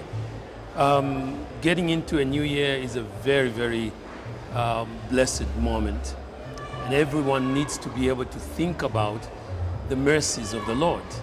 I heard you saying that this has been one of the darkest years for the country. There are many moments when we face challenges. I don't know what you may have faced as an individual. I don't know what individuals out there may have faced. But you already highlighted that one of the reasons why you're thinking this was one of the darkest years was because we lost a beloved president, and of course a number of other significant individuals. I can tell you that in our own movement, in the church, we've lost many, many pastors, significant individuals. And just a few weeks ago, we were burying a lady pastor who in fact lost her husband not too long ago. And we had to look again at what is it that composes life. So even the darkest of moments should really be seen as an opportunity to step into a new arena. So I pray that as we discuss tonight, we will present hope. I'd like to know many then people. from you, Bishop, what are those steps then one can take to, emerge out of that darkness or that dark arena, or the challenges that one has had to undergo this tough year for some, and it's been a good year for some, but for those that have experienced a tough year, how do they begin to realign themselves as we go into 2026? Good question. Maybe I'll use this opportunity actually to share some nuggets from a message that the Lord gave me in the last few weeks, which I had an opportunity to share with the church on Sunday. And the Lord gave me some insight from 2 Timothy chapter 4, verse 6 to 8. I prepared a sermon which I entitled Finishing Strong, Crossing Well, and Preparing Wisely. So those three components can be part of one's journey in being able to face a new year with hope. You want to end the old year strong. But how do you do that? That's the second component. You want to do so by crossing well. We're talking about crossing over very shortly. Crossing from one threshold to another. And then you're thinking about doing so by preparing wisely. And a portion of scripture I would like to share tonight is 2 Timothy chapter 4, verse 6 to 8. From the Apostle Paul. He says, "For I am already being poured out like a drink offering, and the time for my departure is near. I have fought the good fight. I have finished the race. I have kept the faith.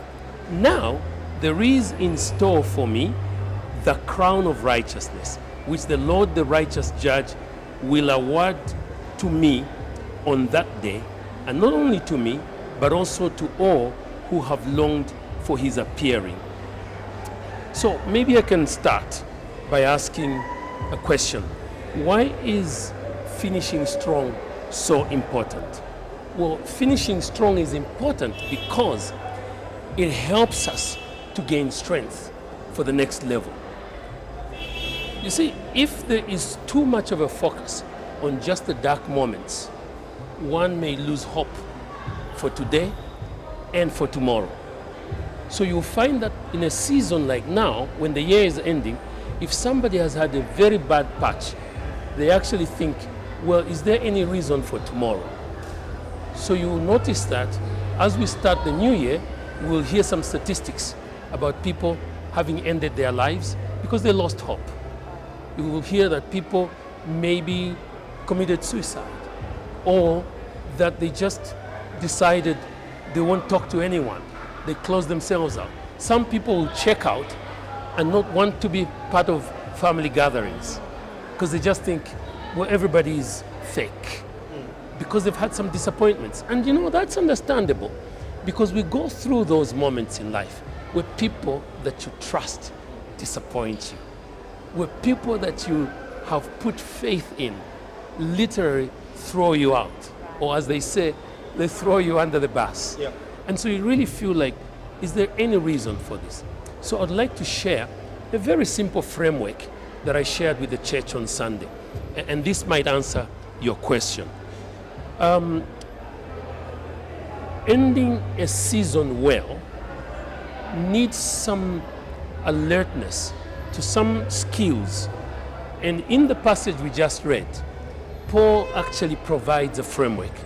Number one, when you look at the first portion of what he says, when he says, for I'm already being poured out like a drink offering, and the time for my departure is already here.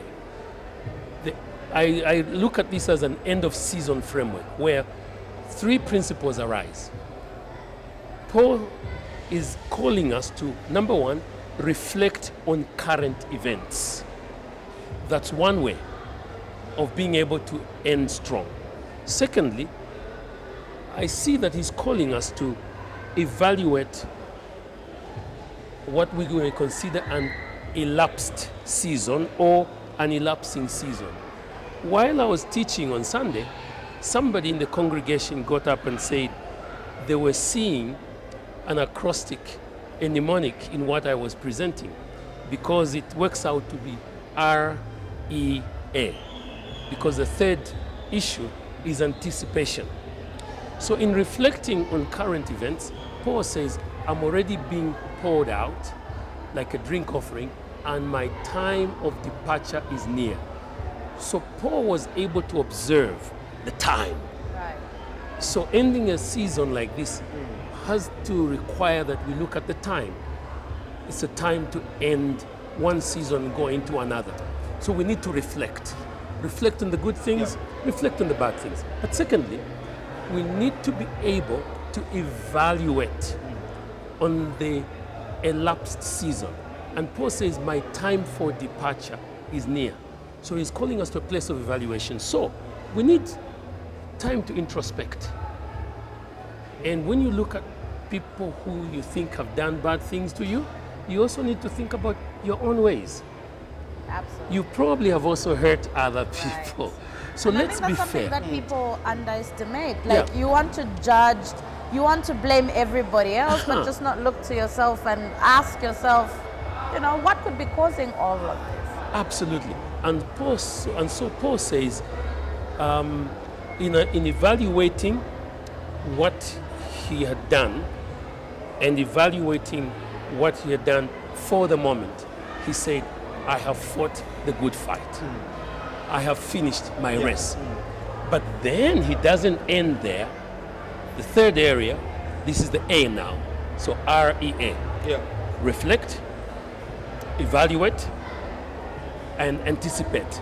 REA. He says, now there is awaiting for me a crown. Yeah. So there is need to look at what's coming ahead. What are you anticipating? In the Lord, we always place faith in the fact that He who began the good work, He who led us through this rather dark and difficult patch, is also able to prepare a good path for us. the church is looked at as a moral authority, as a guide to the nation. Yeah. There's so many things that have happened this year, Prof. And the reason why I describe this year as one of the darkest moments, for me as a young person, we have a president that dies in June. Up until now, we are crossing over into the new year. Prof, we haven't buried our head of state. It's painful for me as a young person. I'm thinking, where is the church to provide the moral leadership, the moral guidance? And some have described the church as they've gone to sleep. They haven't provided leadership. Where are we, Prof? Are you failing us as our fathers of the nation? No, my son. We're not failing you.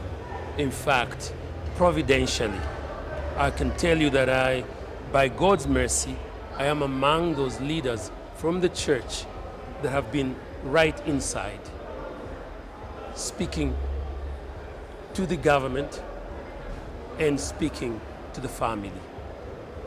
This issue is fairly complex, and I'm limited as to how far I can go because the issue is still rife. It's still before us. So you have to bear with me. I can't go too far into the details, but I must let you know that the church has not let you down. But what you've done right now is okay, because you've asked a very direct question. And so I want to use this moment to just assure the nation, let's continue to trust and pray. We've not lost hope, and the church is fully involved, and we are talking to both the state and the family, and we do have hope. How then can we encourage the nation to pray? Because, this is a man that was so close to many. Yeah. I mean, he was the president. How do we keep that hope alive? Because now people are saying, Fiabo, if your number, and this, come on, this was the 6th head of state. Yeah. How do we pray as a people? You pray that whatever interaction is going on by those who are trying to help in the situation would succeed, that the wisdom of the Lord would reign. That is how to pray. And it is good to just keep away from stuff that's unverified, from information that's unverified, because the family is still grieving. And in the midst of this, unfortunately, we have public processes. Some of them are political processes that border on the personality of the late, and that border on the interests of the family, and also that also border on what may be the interests of the state. And either way, it can become very confusing. So my counsel to us as a nation is that we believe the best, because you've asked a good question. You've said, how do we pray, Malama? We pray and say, Lord, help us. That whatever is going on in the background to try and resolve this would succeed. We have hope, we have faith that God will help us in this area. And that is why you notice that people like some of us who are involved are not making any public statements and so on, because we believe that it is better for us to exhaust the channels that remain open. And some of the principal people that are appointed to be able to speak in this area are people that we're in touch with. Prof, so we believe that God is able. In a matter of few minutes, we're crossing into 2026, and I want to give you a minute or two to just pray for the nation and pray for all of us as we cross into next year. Yeah. So Zambia, here we are.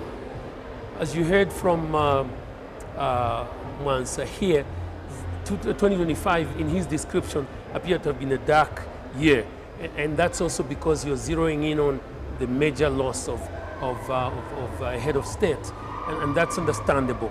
But then there are many positives we've got to look at.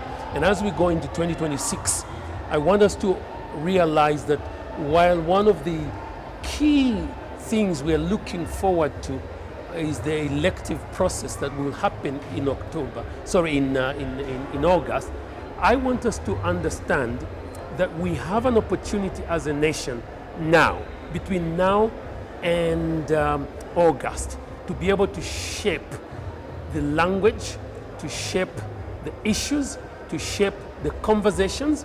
And I would like to choreograph these conversations at 3 levels. Number 1, Let's start with the conversations in the home as families.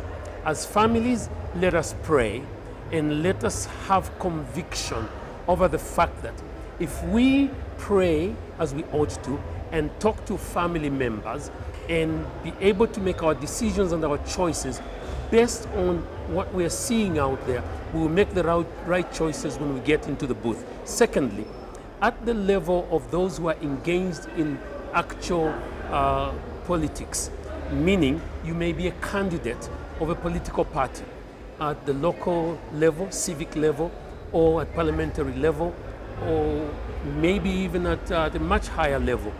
You need to make sure that in your political engagement, you keep your message clear. We are sick and tired of politics of violence. We're sick and tired of politics where you're calling each other names and where you are patronizing one another within your environment and causing younger people whom you either give money to or give substance to or give material to in order for them to support you. These are children of other people in the homes. And when you patronize them to a level where you induce a level of patronization where they are not able to make judgment, but they can go out there and fight for you and fight each other, it is immoral.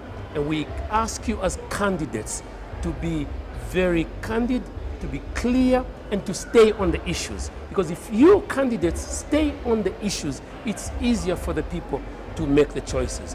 But thirdly, for those of us who are in public arrangements, such as myself, in the church and others, we want to engage in a non-partisan manner.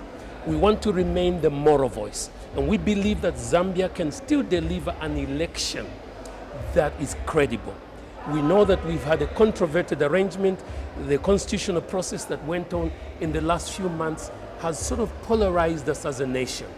But this is somewhat behind us now. It is important for us to find common ground. And it is important for us especially to make sure that in going ahead to make our choices, we do so by calling everyone to a moral higher ground where we're thinking about Zambia first. And I ask us as a nation, from the church side to pray, from the church side to preach peace, from the church side to make sure that we are accommodating everybody in our congregations. There should be no way that somebody from a particular political party should become uncomfortable in the congregation.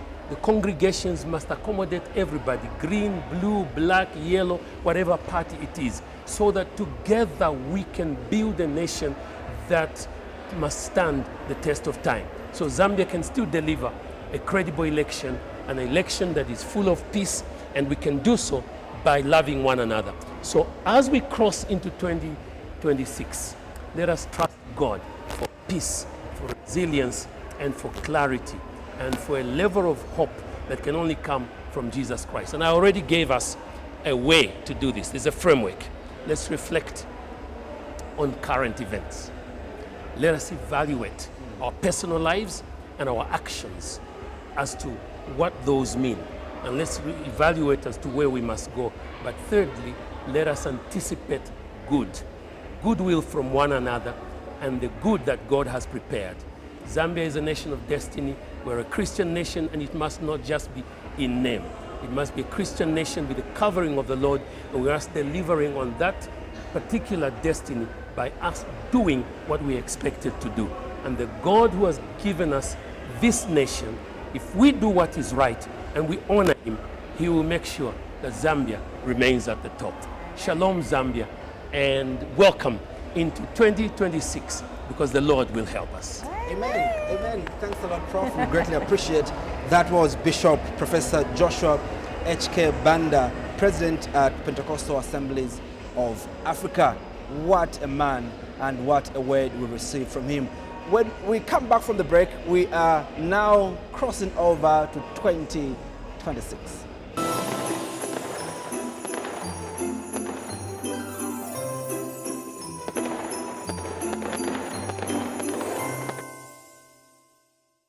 Welcome back. We are now remaining with about 5 minutes to go before we cross into 2026. What a show we've had, a jam-packed show. Started off with the PS, closing it off with the man of God, Bishop Joshua Banda. Oh my goodness, what a word he left us and what a prayer he offered to the country. And really, what a prayer. I think it's the encouragement for me to remind us as, you know, a Christian nation that we need, I know the nation's very divided on ECL and, you know, the passing, the family. And, you know, it's been the tough couple of months for the family, but also I think we need to serve them grace. And we need to pray as a nation and put into consideration in our, the government, the Lungu family, so that we can bring home our 6th Republican president and put him to rest. I think for the benefit of the nation, you know, for the benefit of the nation and for history's sake. That's so true. I think it's time to bury this and move forward. Well, that's so true, and I think even in our engagement, I didn't want to leave out that very important fact that, look, the Church Tapiwa has been a moral authority. When we want guidance, when we want leadership, if the political establishment fails, we run to the church. And I think there's this feeling by most of us that the church has let us down because the church must have been in the forefront to be able to mediate, you know, in this very sensitive issue. But then they've been operating, you know, on the terraces. But it's good that, you know, Professor Joshua, you know, Banda came to put things into perspective, that actually they've been in the thick of things, fighting to ensure that, you know, there's harmony between the Lungu family and the state, and that we bring the remains of late President Edgar Lungu back in the country to be buried where his umbilical cord is buried. Yeah, we can only hope for the best. I mean, it'll be, what a relief it would be, first quarter of 2026. Lungu family, the government, reach an agreement. We see the president come back here. There's a state funeral and we've officially buried. What a good start to the year. I think that's one of the things and that end with elections in 2026. Yo, are you guys ready for 2026 elections? Well, I know it's going to be a busy time for us. It's going to be a very busy time for us as Diamond TV because there's so much we're putting into to give people an experience of an election. And we intend to ensure that we give people that experience that they deserve. Bring the elections in real time, bring the results in real time. As the Electoral Commission of Zambia is announcing, Diamond Media is announcing the election results. It's going to be a very busy year for us. I know 2021 was quite a busy year. It just reminds me of how I couldn't pronounce some of those figures and numbers. I'm just hoping this time around. It was giving wait. You guys, this time around, please. We do it again next year. If you're going to put me on that set, write the numbers write in for words. me 100, 2,000, whatever numbers. We do it again next year. We do it again next year. No, absolutely. What a moment that was. But yes, I'm truly excited, guys. We only have a minute to go. Oh my goodness. Into the new year. So very quickly, Tapiwa, your expectations for 2026? More money. More money. Let's make more money. Let's grow our careers. Let's push beyond the boundaries of things that we are used to. I think it's an opportunity for us to grow beyond what we're comfortable with and try to push ourselves beyond. So I think let's do that. Let's grow beyond what we are.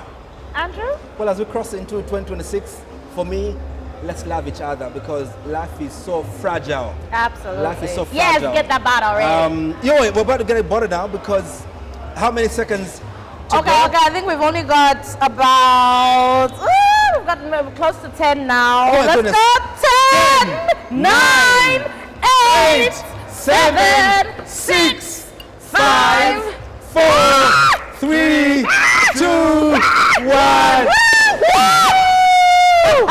Happy New Year! Happy 2026! It is it!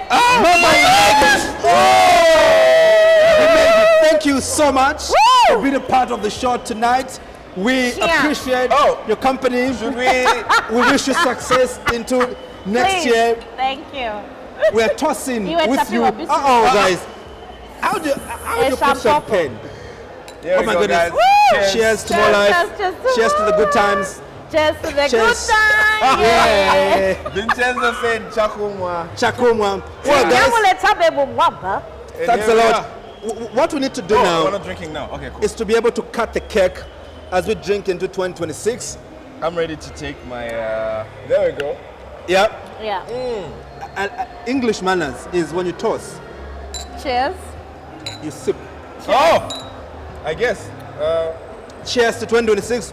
But let's cut the cake together as we cross over into next year.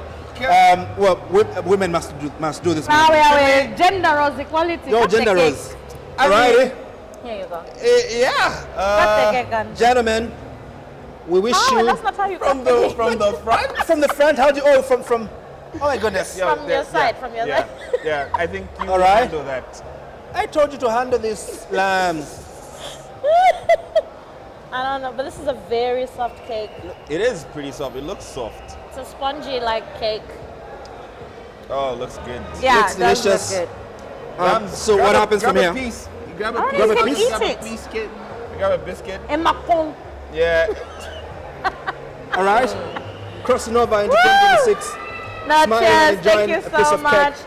To an awesome year in 2026, and thank you so much for supporting Diamond TV. We love you. Shout out to Kaladi, George Mambwe, George Mambwe. aka Drake from Young Pharaohs. Yeah.